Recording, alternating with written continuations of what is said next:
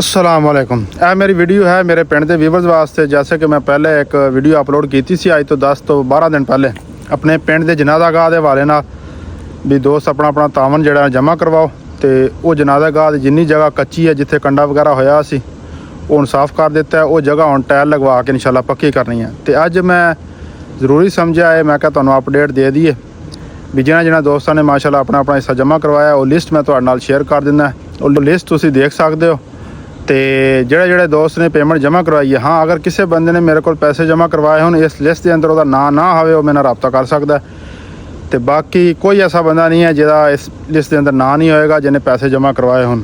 ਅਲਹਮਦੁਲਿਲਾ।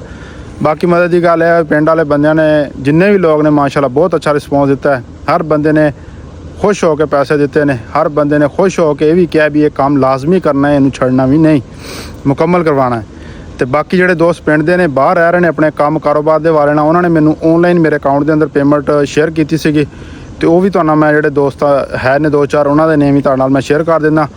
तो अच्छी खासे पैसे माशाअल्लाह जमा हो गए ने। जोड़े दोस्त रह गए ने इस काम नू नेकी समझते हुए अपने जनाजे गाह नू अपना जनाजा गाह समझदा होए पिंड दे वो अपना हिस्सा जोड़े रह गए ने ज़रूर जमा करवान तो इंशाअल्लाह 1-2 दिन के अंदर काम शुरू करवा देना है, इनू मुकम्मल कर देना है। फिर इंशाअल्लाह तुहानू इहदी अपडेट पावांगे।